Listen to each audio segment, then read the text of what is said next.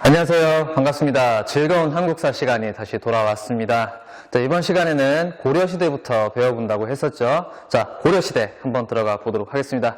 자, 여러분 필기노트 다 준비됐죠? 자, 이번 고려시대에 대한 내용은 지금부터 배우는 모든 내용을 한 바닥 안에 다 정리를 꽉 채워서 해야 돼요. 자, 그러니까 여러분 필기할 때 최대한 글씨는 작게, 그리고 공간은 넓게 잡아서 필기를 해주면 되겠습니다. 자, 제목부터 먼저 써볼게요. 자, 2-1이고요.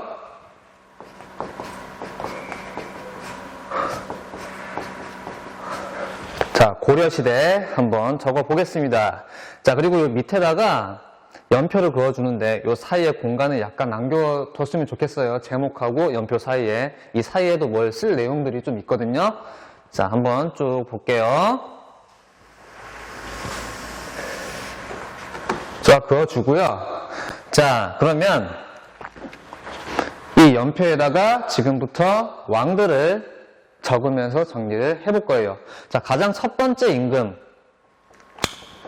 태조 왕건이 되겠죠.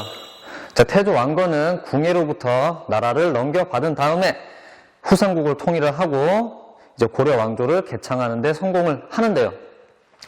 이 고려가 다른 후백제나 신라와의 경쟁에서 이길 수 있었던 가장 큰 비결이 뭐라 그랬죠? 여러 가지가 있었는데, 그렇죠. 이 태조 왕건도 호족의 한 명이거든요. 이 호족의 한 명이었던 왕건이 다른 호족들을 그냥 무작정 싸워서 정복하려고만 한 게 아니라 그 다른 호족들을 적극적으로 포용하려는 노력을 통해서 그들을 같은 편으로 끌어들여서 나라를 통일하는 데 성공을 했다고 얘기를 했었죠. 자, 이 태조 왕건의 정책의 가장 큰 특징 중에 하나가 뭐냐? 바로 호족 포용 정책, 호족 포섭 정책이었다는 거죠. 자, 여기다 한번 써볼게요.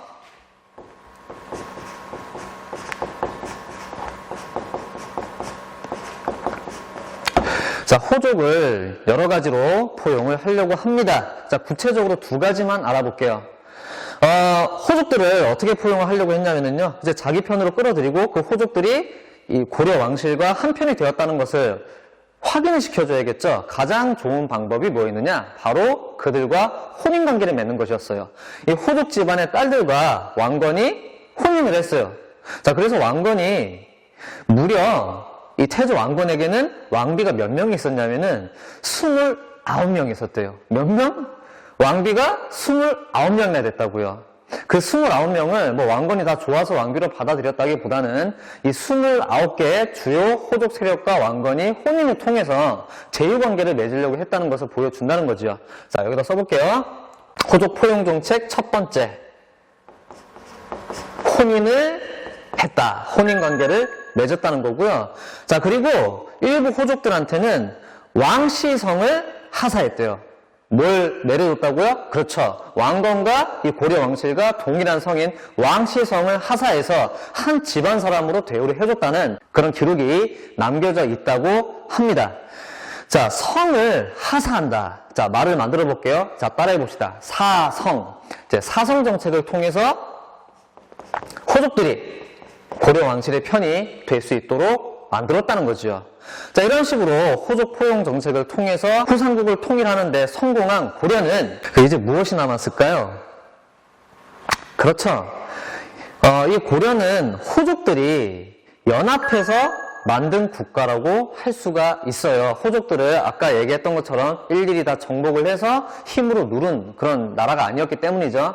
자, 그러면 이 고려 왕실은 앞으로 안정적인 지배를 계속 이어가려면은 고려 왕실은 이 고려의 국왕은 기존의 호족들과는 차원이 다른 권위를 가진 존재라는 것을 각인을 시켜줘야겠죠. 자, 그래서 고려 왕실을 내세운 게 뭐냐? 이 고려 왕실의 지배력이 미치는 공간 안에서 이 고려는 세계관의 최강자, 고려는 이 세계의 주인이다. 이 왕실이 이 세계 전체의 주인이다라는 것을 내세울 필요가 있었다고 지난 시간에 얘기를 했었을 겁니다.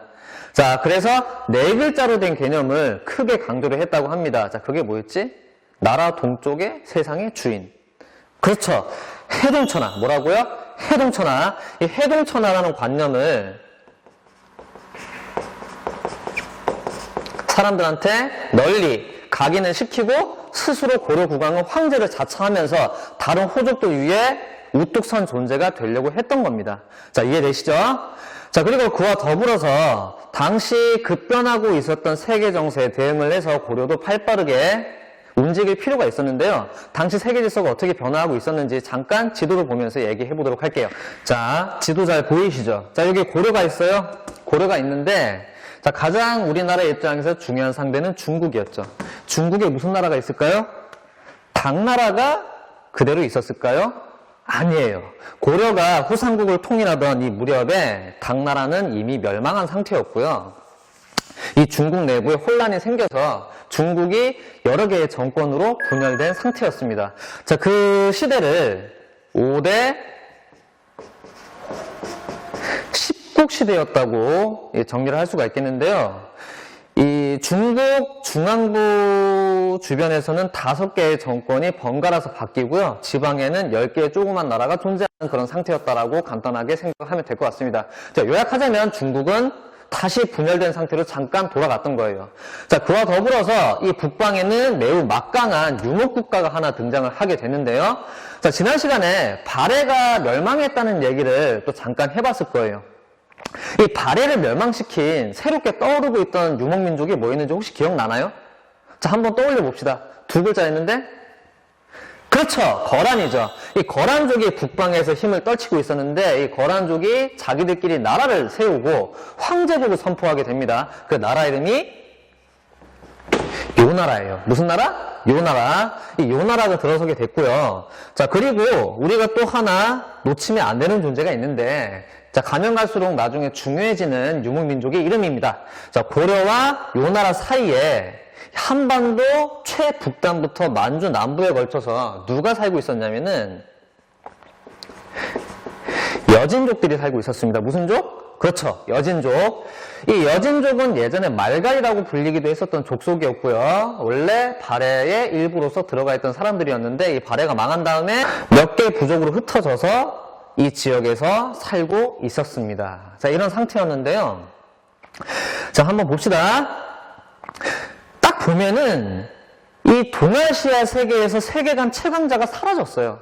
세계관 최강자가 사라진 상태예요. 자, 이 상태에서 고려는 앞으로 그 갈 길을 어떻게 만드느냐? 자, 일단 아까 얘기했던 것처럼 스스로 천자, 황제를 자처하면서 해동천하라는 개념을 내세울 수가 있었던 거고요. 자, 그런데 여기 북방에 있는 요나라 있죠? 이 거란족이 세운 요나라가 이 고려가 세워지자마자 우리끼리 한번 잘 지내보자고 고려에 사신을 보내가지고 고려하고 좀 친하게 지내는 그런 관계를 도모하려고 하는데, 이때 요나라 황제가 고려 왕한테, 태조 왕건한테 낙타를 선물로 50마리를 보냈대요. 근데 이 태조 왕건 입장에서 거란하고 친선관계를 맺으면 굉장히 곤란해질 수가 있어요. 왜냐? 이 고려에 들어와 있었던 세력들 중에 망해버린 발해 옛 유민들도 있었기 때문이죠. 어느 나라 유민? 그렇지, 발해. 이 발해 유민들이 들어와 있는 입장에서 그 굉장히 작은 세력이 아니었거든요. 거란하고 덜컥 친선관계를 맺어버리면은 곤란하게 되는 거죠. 발해인들한테는 원수인 나라를 고려 왕실에서 친선관계를 맺는다. 친구가 된다. 어떻게 되겠어요? 말이 안 되겠죠? 자, 그래서 이 태조 왕건은 굉장히 세게 나갑니다. 이 거란 황제가 보낸 낙타 50마리를 수도 개경의 만부교라는 다리 밑에 묶어놓고 아무것도 안 주고 그냥 붕겨 죽여버립니다. 그러니까 지금으로 치면은 다른 나라 대통령이 우리나라 대통령한테 뭐 고급차 50대를 보냈는데 그걸 전부 다 폐차장으로 보내버린 거야. 이거 대놓고 싸우자는 것이나 다름이 없죠. 자, 거기에서 더 나아가서 거란과의 친선관계를 거부한 데서 더 나아가서 고려는 이때 과감하게 북방으로 영토를 확장하는 정책을 취합니다. 자, 따라해 봅시다. 북진 정책. 자, 잠깐 그림 한번 보도록 할게요.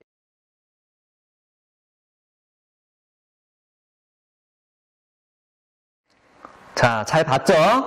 자, 지도를 보면은 고려의 영토가 북쪽으로 살짝 더 넓어진 것을 알 수가 있어요. 근데 뭐 고려 입장에서는 거란족이 살고 있는 요나라 땅까지 본격적으로 침공하기에는 좀 힘이 부족했고, 또 요나라를 불필요하게 심각하게 자극할 필요는 없으니까 이 고려와 요나라 사이에 누가 살고 있다 그랬죠? 그렇죠. 여진족이죠. 여진족이 살고 있는 땅을 약간 북쪽으로 밀어내면서 북방의 땅을 취한 거죠. 그 북방의 땅을 취하고 그와 동시에 고려 국왕의 권위도 더 드높일 수가 있었던 겁니다. 그 북방의 막강한 적에 대항을 하는 우리 세계관의, 우리 고려라는 세계 안의 최강자, 고려 국왕, 이걸 내세운 거죠. 자, 좋습니다. 한번 써볼게요.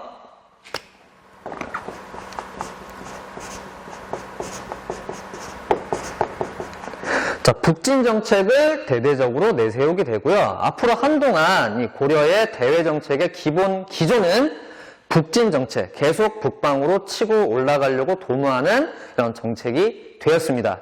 자, 게다가 고려라는 나라 이름 자체가 고구려를 계승한다는 뜻을 담고 있어서요. 이 고구려의 옛날 영토를 되찾겠다라는 것을 계속 내세웠다고 하는데요. 그런 의미에서 이 북진 정책을 내세우면서 고려는 수도 개경과 더불어서 제2의 수도로 원래 고구려의 수도였던 평양을 서경으로 승격을 시키고 적극적으로 우대하게 됩니다. 자, 제2의 수도, 원래 평양성이었던 그 도시를 뭐라고 부른다고요? 그렇죠. 서경입니다. 서경을 중시했다. 좋습니다. 자, 태조 왕건에 대한 이야기, 이건 말고도 굉장히 많은데 우리의 목적은 태조 왕건을 낱낱들이 다 아는 게 목적이 아니니까 이 정도로 그냥 간단하게 정리하고 다음 이야기로 넘어가 볼게요. 자, 그런데 이렇게 고려가 후삼국을 통일한 상태로 들어섰어요. 근데 이 새로 들어선 고려에게는 치명적인 약점이 있었어요. 그것이 바로 뭐냐면은 이 호족들의 힘이 여전히 너무나 강했다는 거예요. 이 호족들은 그야말로 자기가 지배하고 있는 구역에서는 왕이나 다를 바가 없어요. 자기 백성들을 지배를 하면서 독자적인 군사력, 사병들까지 다 거느리고 있었던 그런 상황이었다는 거죠. 자, 게다가 이 상황을 더 악화시켰던 것은 태조 왕건이 맞아들였던 29명의 왕비와 29명의 왕비에게서 나온 수많은 왕자들이었어요. 자, 이 태조 왕건 다음에 누가 왕이 될 것이냐? 굉장히 곤란한 문제였겠죠.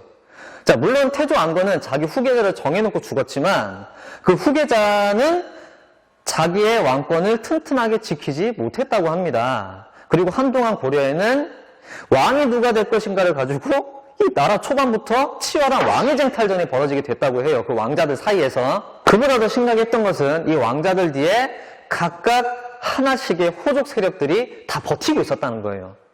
그러니까 이게 그냥 멀리서 보면 왕위쟁탈전이지만 속으로 들어가서 보면 호족들끼리 이 나라를 가지고 싸우고 있었다는 거예요. 이게 나라가 하나로 통일이 됐지만 언제 다시 산산조각 날지 모르는 그런 상황이었다는 거죠. 이 상황을 정리했던 왕이 누구냐면요. 자, 중간에 그 왕들이 더 있지만 그 왕들을 굳이 다 쓰진 않겠습니다. 자, 광종입니다. 누구요? 광종. 이 광종은 자기 전대 왕들이 호족들과의 관계에서 굉장히 큰 어려움을 겪고 있던 것을 보면서 자기의 힘을, 왕권을 조금씩 길러가면서 복수의 기회, 이 왕권을 더 강화할 기회를 엿보게 됩니다. 우리 지난번에 신라 중대국왕들이 징골귀족들을 누르기 위해서 어떤 일들을 했는지 배웠던 적이 있죠. 자, 징골귀족들로부터 신라 국왕들이 빼앗았던 가장 중요한 권리가 그들의 경제적인 권리였죠. 그렇습니다. 이 광종도 신라 국왕들을 참고했는지 모르겠어요. 광종 역시 먼저 이 호족들의 경제적인 기반이 될 수 있는 것들을 빼앗았습니다. 근데 이 시대는 농업시대잖아요. 이 국가 경제의 가장 기반이 된 게 농업이었단 말이죠. 농업에서 가장 중요한 것은 땅 그리고 노동력이었어요. 자, 이 고려가 후삼국을 통일을 막 했던 요 시기는요, 혼란한 시대가 정리된 만큼 그 기존의 억울함을 풀지 못하는 사람들이 너무 많았어요. 이 후삼국이라는, 그리고 호족들이 여기저기서 난립하듯 혼란했던 시대에 일반 백성들은 어떤 일을 겪었었냐면은 자기 땅도 빼앗기고 그리고 자기 자유도 빼앗겼어요. 자기도 모르는 사이에 어처구니 없이 어떤 호족의 노비가 되어 있는 그런 상황을 겪은 백성들이 굉장히 많았대요. 인구 대비 노비들의 숫자가 굉장히 많았던 시대였다는 거죠. 광종이 이걸 딱 캐치했어요. 그리고 광종이 어떤 명령을 내리게 되냐면은 전국에 퍼져 있는 각 호족들에게 소속되어 있는 노비들의 명단을 일일이 다 검사를 해서 억울하게 노비된 자를 조사를 해서 그 자들을 일반 백성으로 평민으로 해방시켜주겠다라고 명령을 내립니다. 자, 이건 명분에서도 승리를 한 거고요. 그리고 실질적으로도 호족들이 거느리고 있는 수많은 노비들을 국가의 백성으로 다시 되돌릴 수 있는 매우 중요한 경제 전쟁이었던 거죠. 이 경제 전쟁에서 광종은 승리를 하면서 호족들과 왕권 사이의 줄다리기에서 승기를 잡게 되는 겁니다. 자, 이때 광종이 추진했던 노비들의 명단을 일일이 조사하는 이 정책을 뭐라고 하냐면요. 자, 따라해 봅시다. 노비안건법. 뭐라고요? 노비안건법. 자, 이 뜻이 뭐냐면요. 자, 한번 봅시다. 그 노비들의 명단을 노비안이라 불렀는데요. 이걸 검사하는 법을 만든 거예요. 그래서 노비안건법이라는 말이 만들어진 거거든요. 자, 다시 한번 따라해 봅시다. 노비안건법. 자, 이걸 통해서 호족들의 기반을 무너뜨리는데 성공을 했어요. 자, 그와 더불어서 자, 다시 신라 얘기로 자꾸 돌아가게 되는데요. 신라 중대국왕들이 진골귀족들의 힘을 누르기 위해서 다른 견제할 수 있는 세력을 키워줬다는 그런 얘기 기억하죠? 기억나죠? 자, 육두품들을 키워줬다는 그런 얘기 기억나죠? 자, 마찬가지예요. 똑같은 패턴이 또 나오는 거야. 이 광종 역시 호족들의 지방에서 할거하고 있고 중앙에서도 큰 힘을 가지고 있었던 이 강력한 막강한 호족들의 힘을 누르기 위해서 그들을 견제할 수 있는 새로운 세력을 키울 수 있는 정책적인 조치를 단행을 하게 됩니다. 그게 뭐냐? 고려에서 관리가 될 수 있는 새로운 제도를 만드는 것이었어요. 자, 당시 중국에서 한참 잘 돌아가고 있었던 어떤 제도를 참고해서 우리나라에 수입을 하게 되는데요. 이 제도가 바로 과거제도였습니다. 자, 무슨 제도? 과거제도. 자, 한번 써볼게요. 과거제도를 우리 역사상 처음으로 광종 때 시행을 했어요. 자, 이 과거제도를 시행을 하면서 어떤 변화가 일어나게 되었는지 잠깐 자세하게 한번 살펴볼게요. 자, 여기 밑줄 치고요. 괄호 1번 표시해 주세요. 자, 지금 선생님이 연표를 쭉 정리하고 있는데요. 이 연표 밑에는 자세하게 다룰 내용이 있는 여러 가지 포인트들을 밑에다 따로 정리를 할 거예요. 여러분도 그걸 참고로 해서 필기를 같이 해주면 좋겠습니다. 자, 이 과거제도를 시행을 하면서 고려 특유의 관리 선발제도가 완성이 되게 되는데요. 자, 고려의 관리 선발제도는 이때부터 어떻게 되었는가? 자, 기본 축은 과거 시험이었어요. 과거 시험에서 합격한 사람들만 관리가 될 수 있었어요. 자, 그래서 이때부터 호족들은 자기가 지방에 거느리고 있는 그 힘만 믿고 중앙정계에서 관리가 될 수가 없었어요. 이제 시험을 쳐가지고 붙어야 됐거든요. 이때 시험 치는 과목이 뭐였을까요? 그렇죠. 유교였습니다. 유교를 얼마나 잘 알고 있는가, 그 실력을 바탕으로 시험을 쳐가지고 거기에 통과한 사람만 관리가 될 수 있는 새로운 질서를 만들려고 했던 거죠. 자, 그런데 고려에는 관등이 총 18단계가 있었다고 하는데요. 저 과거 시험에 통과를 해서 관리가 된 사람들 중에서는 이제 열심히 일을 해서 왕에게 인정을 받아서 왕에게 충성을 다해서 높은 자리까지 올라가는 그런 사람들이 있었겠죠. 우리가 보통 고관대작이라고 부르는 아주 높은 사람들, 고위직 공무원들이 있었을 거란 말이에요. 이 고위직 공무원들을 이 고려 광종 때부터 왕에게 충성했다는 의미로 인정을 해주고 그들에게 특별한 권리를 주는 그런 관습이 생겼다고 합니다. 자, 그게 뭐냐면 음서라는 제도였는데요. 자, 요거 한번 봅시다. 아주 중요한 거니까 다시 한번 따라해 볼게요. 자, 따라해 봅시다. 음서. 이 음서가 뭐냐면은요.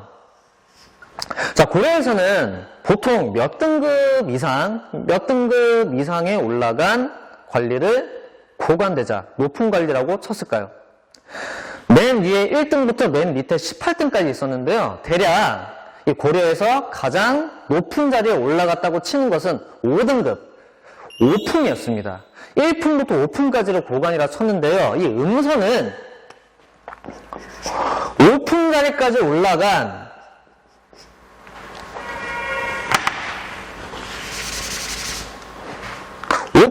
올라간 고위직 관리, 고관들의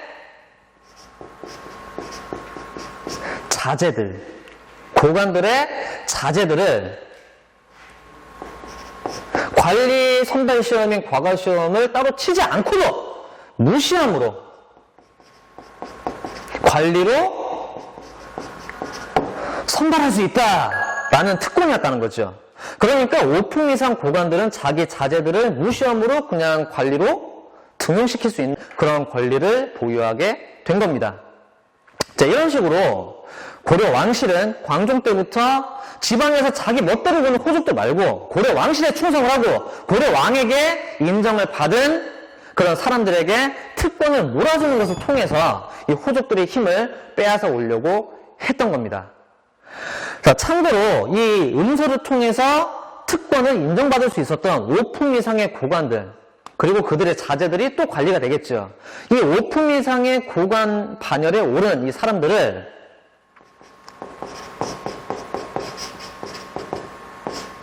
문벌이라 불렀어요. 자, 아주 중요한 개념입니다. 자, 따라해봅시다. 문벌. 이 문벌이라는 새로운 지배층이 고려의 주류가 되어가기 시작했던 그 시대를 광종 때 열었다는 것이죠. 자, 이해됩니까? 자, 이 변화의 흐름은 언제 완성을 보게 되냐면은 또 중간에 왕을 또 건너뛰게 되는데요. 자, 조금 뒤에 성종이라는 임금 때 이 중요한 변화를 겪게 되는 겁니다. 자, 이 성종 때는 그와 더불어서 국제정세에도 또 큰 변화가 한번 불어오게 되는데요. 잠깐 다시 지도 보고 돌아와서 얘기를 해보도록 할게요. 자, 지도 다시 한번 봅시다. 자, 지금 성종이 왕을 하던 그 시기에 더 정확히 얘기하면 성종 이전에 광종이 왕을 하던 시기부터 국제정세에 다시 변화가 불어오게 되었는데요. 그게 무슨 일이냐면은 여기 중국이 있죠. 중국이 분열되어 있었잖아. 5대 10국으로. 이걸 새로운 나라가 나타나서 교통정리를 합니다. 통일을 다시 했다는 이야기예요. 자, 이 중국을 누가 통일하냐면은 자, 송나라가 통일을 합니다. 무슨 나라? 송나라. 자, 이 송나라가 통일을 하니까 다시 세계관 최강자가 나타난 거죠. 중국의 통일 제국이 등장을 한 거니까요. 자, 그런데 그게 조금 애매했던 게요. 이 송나라는 과거에 당나라나 한나라 같은 막강한 통일 제국처럼 그렇게 강력하지 못했대요. 경제적으로, 문화적으로는 아주 끝내줬대요. 당시에 그 어떤 세계에 존재하는, 지구상에 존재하는 그 어떤 문명권보다도 찬란한 문명과 찬란한 경제를 자랑했대요. 그런데 하나 아쉬운 게 있었으니 이 송나라는 군대를 운영하는 방식이 굉장히 비효율적이어가지고 전쟁을 하면은 별로 이기지 못했대요. 병력도 굉장히 많았대요. 이 병력을 움직이는 단위가 스케일이 남달라요. 막 기본 100만에 200만까지 동원을 할 수 있었대.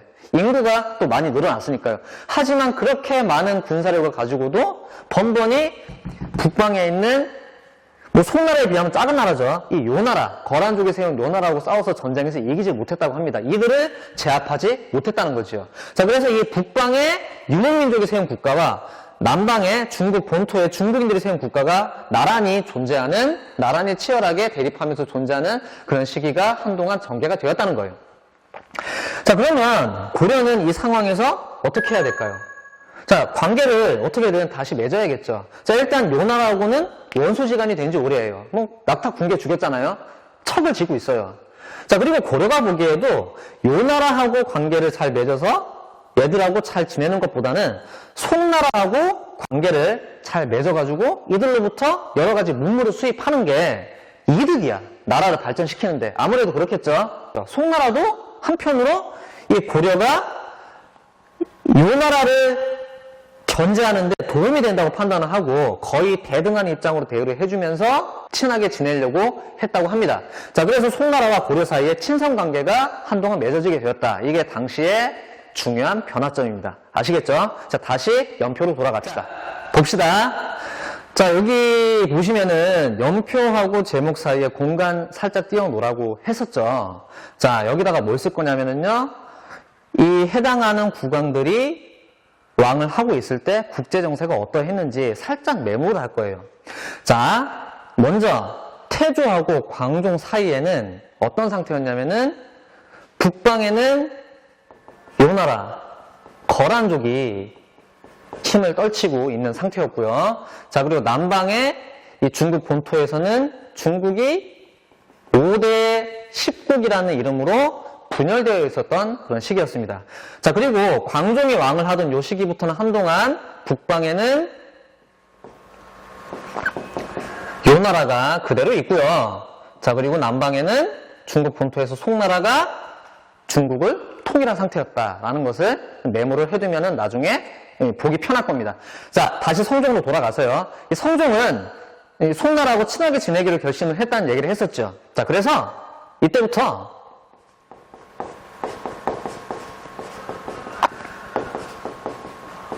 송나라와 친하게 지내는 외교 정책을 추진을 하게 됩니다.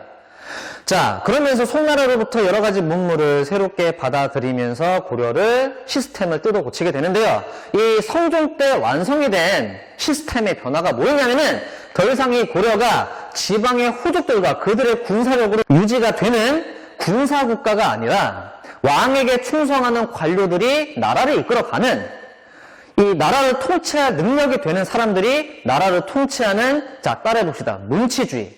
이 문관들, 이 과거 시험을 통과한 관료들이 나라를 통치하는 전통을 만들었다는 거예요. 그리고 이 관료들은 기본 소양으로 어느 학문을 열심히 공부했을까요? 그렇죠? 유교였습니다. 자, 그런데 이 문치주의 정책을, 이 문치주의 전통을 수립하는데 큰 영향을 준 사람이 있어요. 성이 최 씨예요. 자, 교과서 37쪽에 나와 있거든요. 교과서 37쪽을 보고 그 사람이 누군지 한번 찾아봅시다. 자, 잠깐 시간 주겠습니다. 찾아보세요. 그렇죠. 최승호입니다.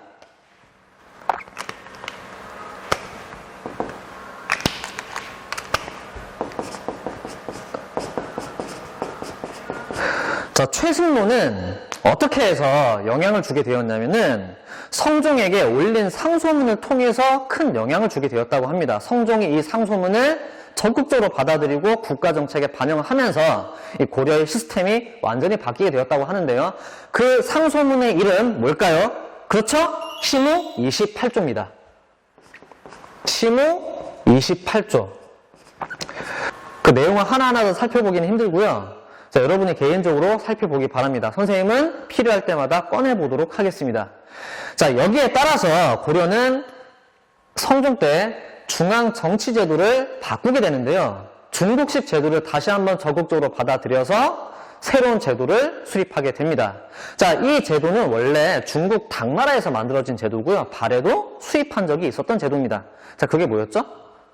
그렇죠. 삼성육부제입니다. 무슨 제? 삼성육부제. 자, 이 고려는 당나라의 삼성육부제를 주체적으로 받아들여서 변형을 가합니다. 자, 이 삼성을 2성으로 줄이고 2개 성으로 줄이고 굳이 재상이 3명이나 국무총리가 3명이나 될 필요는 없다고 생각했던 모양이에요. 자, 2성으로 줄이고 그 밑에 육부를 거느리게 하는 방식으로 제도를 운영했던 거죠.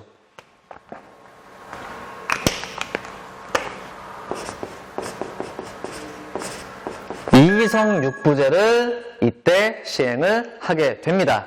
자, 이 이성육부제에 대해서도 잠깐 한번 정리를 해볼게요. 자, 괄호 2번입니다.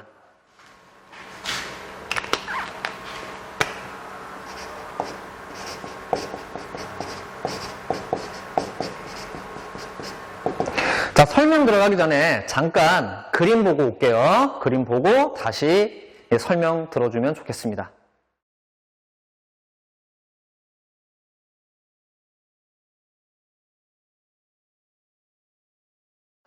자, 이 그림 보니까 우리가 발해 때 잠깐 봤었던 삼성육부제랑 틀이 거의 비슷하죠. 이름은 좀 다르지만, 각 관청의 이름은 다르지만 거의 비슷한데요. 자, 그 그림은 교과서 38페이지에도 왼쪽에 나와 있으니까 그걸 보면서 설명을 따라와 주면 되겠습니다. 자, 먼저 기본 틀. 이성은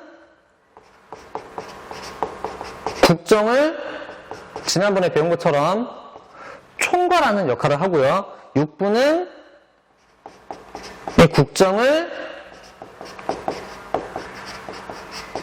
집행하는 역할을 했다라는 정도로 그냥 알아두면 되겠는데, 뭐 이성육부에 대해서 각각의 기능이 어땠는지 일일이 다 자세하게 살펴볼 필요는 없을 것 같아요. 우리 이미 중학교 때도 한번 배웠을 테니까요.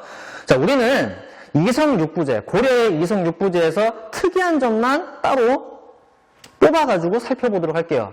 자, 교과서 38쪽 왼쪽에 그림을 보면은요, 어사대라는 관청 찾아보세요. 어사대라는 관청과 중서문화성의 낭사라는 직책을 찾아보세요. 이 두 개를 묶어서 뭐라고 표시해놨죠? 그렇죠. 대간이라고 합니다. 이 대간이라는 존재를 우리가 잘 알아둘 필요가 있습니다. 이 대간은 여러 가지 역할이 있었는데요. 자, 가장 중요한 역할이 4가지가 있었다고 합니다. 자, 그게 뭐냐? 간쟁, 서경, 봉박. 자, 중서문화성의 낭사가 가지고 있었던 권한이었고요. 거기에 더불어서 어사대가 가지고 있었던 감찰이라는 임무. 이 4가지, 이 4가지의 권한을 잘 알아둘 필요가 있다는 겁니다. 자, 왜냐면은 이게 권력의 움직임과 아주 연관이 깊은 내용들이거든요. 자, 간쟁은 왕이 무슨 명령을 했어요. 명령을 했는데 신하들이 그 명령이 잘못됐다고 반박을 하고 왕과 논쟁을 벌일 수 있는 권리예요. 대단하죠? 왕이 명령을 내리는데 신하들이 밑에서 아니 됩니다! 라고 왜 안 되는지 막 논쟁까지 할 수 있었던 권리가 있었다는 거죠. 물론 모든 신하들이 이렇게 토론했겠지만 이들은, 이 대간은 여기에 특화된 사람들이었어요. 자, 그리고 자, 서경 봅시다. 이 서경은 관리들에 대한 인사권을 행사할 수 있는 권리예요. 이 관리들의 인사권을 왕만 행사할 수 있는 게 아니라 이들도 같이 행사할 수 있었다는 것은 왕의 권한을 일부 나누어 가졌다는 의미가 되는 거죠. 자, 그리고 봉박. 자, 이거 대박이에요. 왕이 명령을 한 명령서를 내려보내요, 신하들한테. 그런데 이 봉박권을 가지고 있는 대간은 그걸 딱 보고 이게 잘못됐다고 생각하면 그걸 다시 상자에 담아가지고 왕한테 돌려보낼 수 있는 거예요. 왕의 명령에 대한 거부권이었던 거죠. 자, 다시 한번 말하자면은 간쟁은 논쟁, 이거는 인사, 그리고 봉박은 거부권이었다는 거죠. 이 3가지를 통해서 이 대간은 왕권을 신하들의 입장에서 견제할 수 있는 권리를 가졌고요. 자, 그리고 감찰. 이 감찰은 뭐냐면 지금 대한민국 정부의 감사원과 비슷한 역할을 하는 거예요. 공무원들, 이 관리들이 나쁜 짓을 하지 않는지, 비리를 저지르지 않는지, 부정부패를 저지르지 않는지 다 일일이 감시를 하고 잘못한 게 있다면 그들을 잡아들이는 역할을 하는, 처벌을 하는 그런 역할을 하는 기구였다는 거죠. 자, 이걸 통해서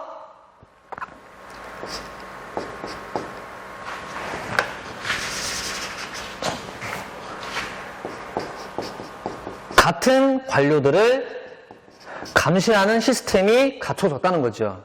자, 뭔가 체계가 덜 잡혀 있었던 것 같은 그 이전 시대에 비해서 고려의 이 시스템은, 이성육부제한 시스템은 굉장히 체계적으로 나라를 건강하게 유지하려고 하는 노력이 있었다는 것을 알 수가 있겠죠. 자, 그리고 그와 더불어서 이성육부제 자체는 중국에서 건너온 건데요. 이 이성육부제는, 이 고려의 이성육부제는 중국에서 건너온 것이 아닌 우리나라의 전통이 녹아들어 있는 고유제도가 2가지가 있었어요. 4글자씩이거든요. 그림을 보면은 왕과 나머지 제도들 사이에 살짝 이렇게 세로로 껴있어요. 그 2개인데 찾아봅시다. 그렇죠. 도병마사와 식목도감입니다. 자, 한번 써봅시다.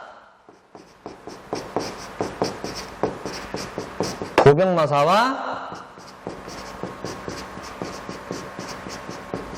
식목도감이에요.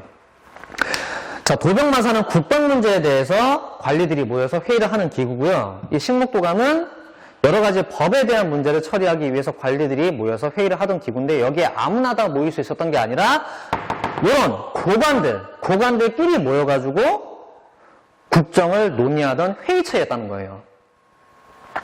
자, 이 도병마사와 식목도감은 우리가 지금까지 배웠던 우리나라 역사에서 존재했던 이 전통을 이어받은 겁니다. 그게 뭘까요? 이게 높은 데 올라가 있는 높은 분들끼리 모여가지고 왕 혼자서 결정 못하게 자기들끼리 또 회의를 하는 뭐 그런 게 있었다고 하죠. 이런 전통이 있었죠. 그게 뭐였지? 고구려의 제가회의, 그리고 뭐 백제의 정사회의, 신라의 화백회의, 그런 것들 기억나나요? 그게 뭐였지? 족장회의 또는 그렇죠, 귀족회의였죠. 이 도병마사와 식목도감은 제갈회의에서 화백회의까지 이어지던 그 여러 가지 귀족회의의 전통을 고려가 이어받았다는 것을 의미하는, 자, 고려가 그런 식으로 돌아가기도 했다는 것을 보여주는 중요한 내용이라는 거죠. 잘 기억을 해두기 바랍니다. 귀족 회의체였다. 자, 그럼 여기서 뜬금없이 다시 나온 이 귀족이라는 존재의 실체는 무엇일까요? 이건 그 시기마다 달라지겠지만 높은 직책을 가지고 계속 특권을 인정받았던 이 문벌이라는 사람들을 지칭하는 것이 아니었을까라고 이 역사학계에서는 이야기를 하고 있습니다. 자, 여기까지 잘 이해되셨나요? 자, 그러면 다시 성종의 다른 이야기들로 넘어가 보도록 하겠습니다.